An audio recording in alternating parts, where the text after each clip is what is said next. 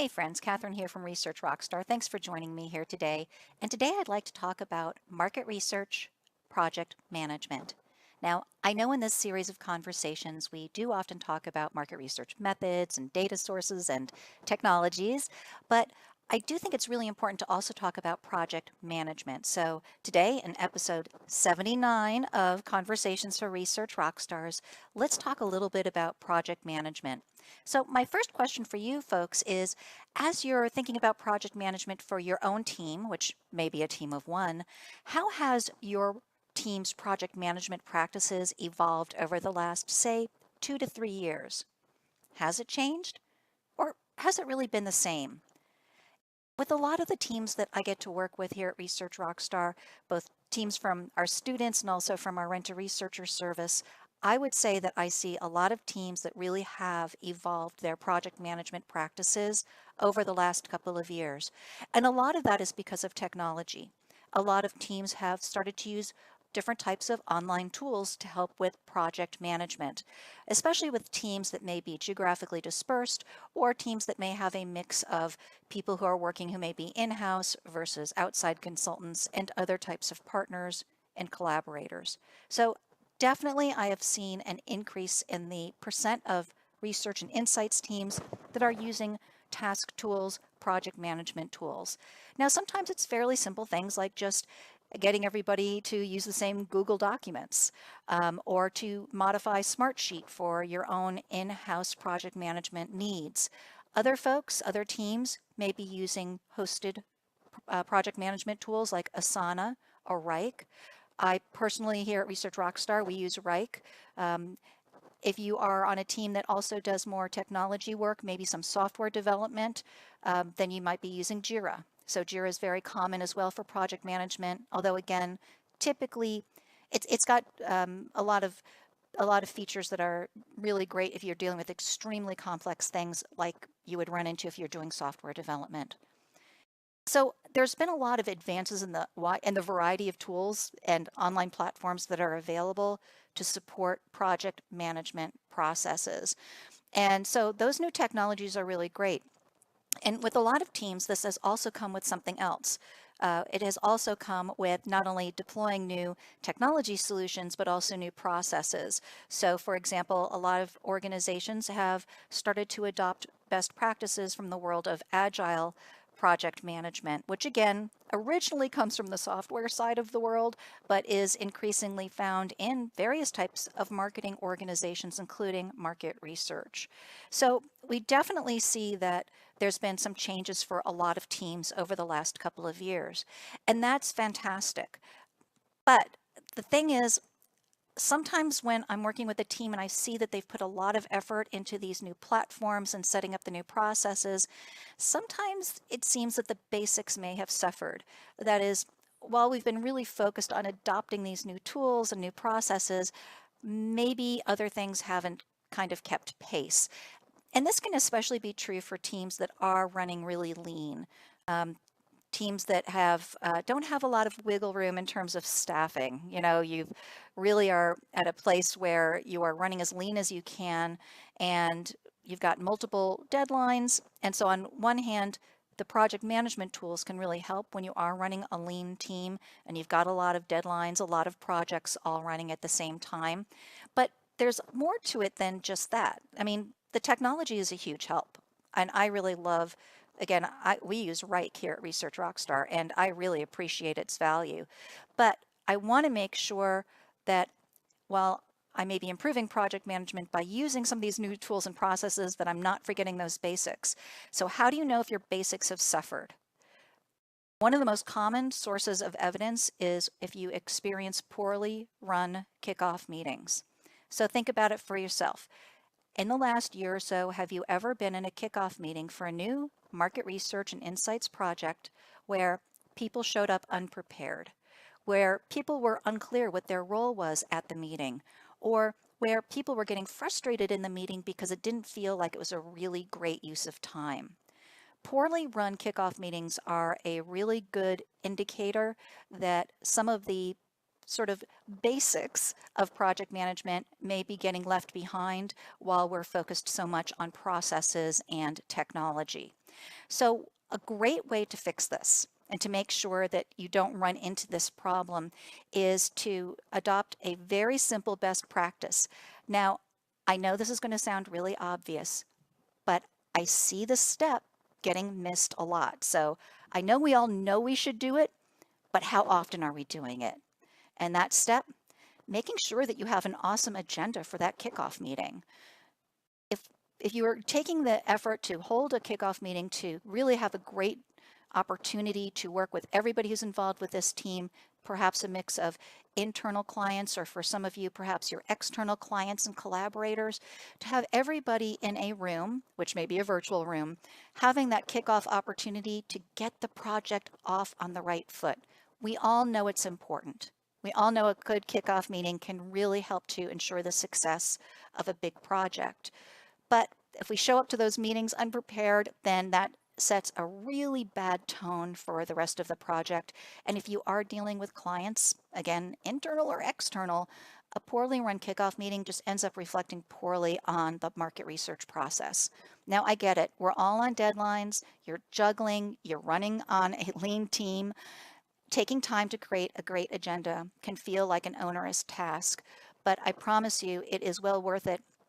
And it's definitely something that you can template so that you have a template for a kickoff meeting agenda that you can just modify lightly for each different opportunity. So what are the must-have kickoff agenda items? What are the items on that agenda that is going to ensure that when people show up for that kickoff meeting, that people are feeling like that meeting is prepared, that the project manager is organized, and that it's going to be a good use of their time?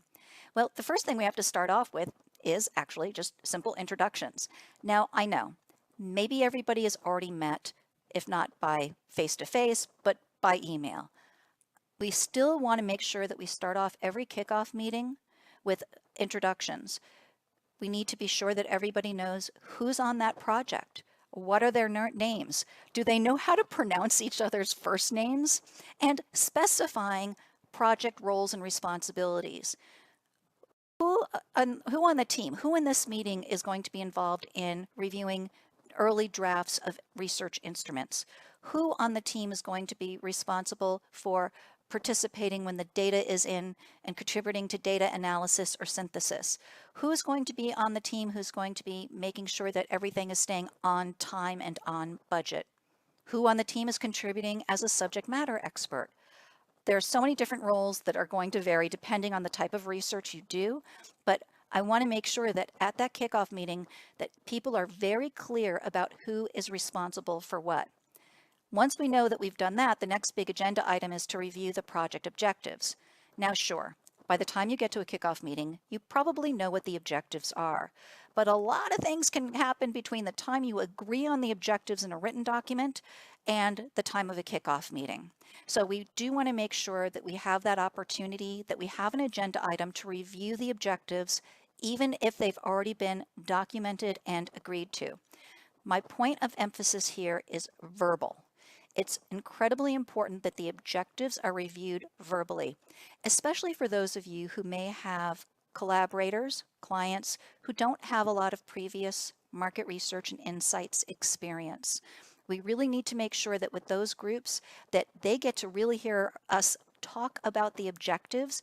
What I often find is with people who have a less experience, it's at that kickoff meeting, it's at that point where we're actually conversing about the objectives that they have that aha moment of, oh, that's what I need, and I also need this. Or, oh, now that I understand what that item means now that I have a better understanding of what you mean by say, market segmentation, I really need to make sure that we also tackle this objective too. So by going through it verbally, you're helping that market research newbie get more comfortable and potentially also get them to clarify what they really need. Sometimes for the newbies, it can be hard for them to do that. So this is a great opportunity for you to really hear them and to make sure that everything is confirmed, not just in writing, but also verbally. In addition to reviewing the objectives, we also want to make sure there's an agenda item to review the methodology. Again, by the time you got to that kickoff meeting, you know what the methodology is. However, I want to make sure that everybody fully understands it. So again, making sure we go over it verbally is going to help folks who may be more on the fringes of the project or might be newer to market research. But I don't want anybody making assumptions. And I can tell you from experience that people make assumptions, and I can also tell you from experience that people sometimes use language incorrectly. I have had a few different cases, for example, and this is extreme, but I have had a few different cases where I was working with a new client, and all through the planning process, they were talking about how they needed to do survey research. But when I actually got face to face with them, I realized that they didn't understand what they were asking for. When I really got into it with them in terms of what the methodology was going to be, it became really clear that what they would really benefit from would be more of a qualitative research approach. So, unfortunate to learn that in a kickoff meeting, but I'd rather get that at the kickoff meeting than after the kickoff meeting. The next key item for my kickoff meeting agenda to make sure it's really going to result in a well-prepared kickoff meeting experience for everybody is to have an agenda item about the sampling plan. So if you're leading the kickoff meeting, you need to come to that kickoff meeting knowing exactly what you're recommending for the sampling plan, what the sample sources are, what screening criteria, what quotas, anything that's going to help the entire team understand with absolute precision and clarity how we're going to make sure that the participants are qualified for the study. Why am I emphasizing this so much? The reason why is this. If you get to the end of a market research study and the clients or collaborators are unhappy with the research results, the first thing that they'll do is question whether or not the correct people participated. I've had many instances in my 30-year career in market research where I had to deliver results that frankly my client wasn't thrilled to receive. I was delivering bad news. And the first thing they say is, well, maybe you didn't really talk to our target market because our target market would have this other attitude or this other behavior. So I really want to make sure in the kickoff meeting that I have that opportunity for a preemptive strike. I want everybody to verbally discuss the sampling plan so that I mitigate the risk of getting to the end of the project and people casting doubt on whether or not we had qualified people correctly. So it's a really important thing to confirm verbally, and it's something that's likely to mitigate some end of project risk if you are possibly going to be delivering any bad news or results that might be different than what the client was expecting or hoping for. The fifth item I always recommend on having on an agenda for a kickoff meeting is to have an agenda item so that you can save a few minutes to talk about success criteria. And this is where I will typically turn to my client and say, imagine it's the end of the project. How will you know the project was successful? And then I keep my mouth shut and hear what they have to say, right? So some people will immediately go into deliverables. Some people will talk about data, but more people will talk about the decisions they need to make.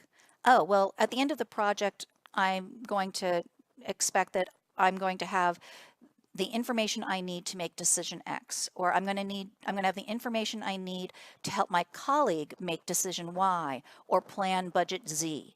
But typically it'll be about some sort of application. But if I can get them to articulate what their success criteria are at that kickoff meeting, that is going to really help me make sure that as I'm actually conducting the research, and especially as I'm writing my research deliverables, that they will be very tightly aligned with what is going to make the client feel that the project was successful. And it is totally cool. And by the way, I've had so many clients tell me that I was the only researcher who ever asked them that question. So hopefully after today, there will be many more researchers asking this question. Totally appropriate for you to ask your client or your colleagues at the end of this project, how will we know it's successful, right? Because the success isn't, oh, we said we were going to collect 500 completes on a B2B survey of insurance company IT managers. That's not the success criteria, right? So we really want to make sure we truly understand what's going to make the project successful. In many kickoff meeting agendas, we also want to save time for brainstorming.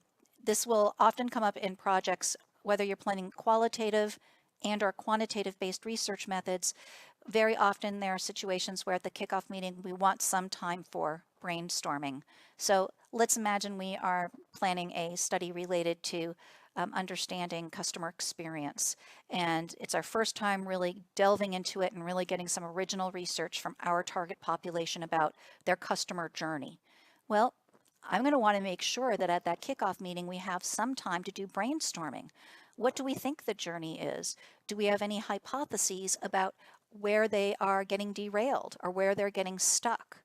Do we have any hypotheses about what types of customers have great customer journey experiences and what types of customers have poor customer journey experiences? So there may be a lot of great opportunity for brainstorming. And I do this especially in studies where I know that I've got those subject matter experts in that room. Sometimes you'll be doing studies where the subject matter experts, they're not the researchers, but they have really valuable knowledge. And I want to make sure that I get that knowledge from them at that kickoff meeting so that I can really learn from them, really harness their brain power, harness the power of their subject matter expertise so that I'm informed by that before I go any further, and certainly before I start getting into instrument design. So those are the 6 items that I would say I always like to see in an agenda for professionally run market research kickoff meeting. And there are other items that you may have too. But if you find that it's hard to keep up with these sort of basic best practices because you are running lean and you're juggling multiple deadlines, consider creating a simple template using these items so that you have something in your back pocket so that you don't miss this important opportunity to run an awesome kickoff meeting. By the way, if people would like a actual kickoff meeting agenda as a template or as an example, please add comments here. If I get enough interest, I'll be happy to share one. I can sort of take an existing one and make it a little bit more sanitized and share that with everybody. So let me know if you'd like me to create and share a kickoff meeting agenda template. I would be happy to do so if I get enough interest. So please do let me know. So that's it, folks. I hope you found this conversation useful. There's a longer article on this topic over at the Research Rockstar blog. So that's researchrockstar.com/blog. And we have lots of awesome courses coming up over the next few weeks. We've got courses in data analysis, report writing, client management, data fluency, and more. So please check us out at training.researchrockstar.com. Thank you for joining the conversation. If you have any questions or comments, please do leave them here. If you're watching on YouTube, please do like and subscribe. If you're listening on iTunes, your reviews and subscribes are really important. In both cases, the more people who like and review and subscribe, the better it is for us to be found in those search functions, which helps us to get more followers overall. So that would be awesome. Thank you for your support. If you have any questions, please feel free to post them here. You can also follow me on Twitter at ResearchRocks. Thanks, everyone.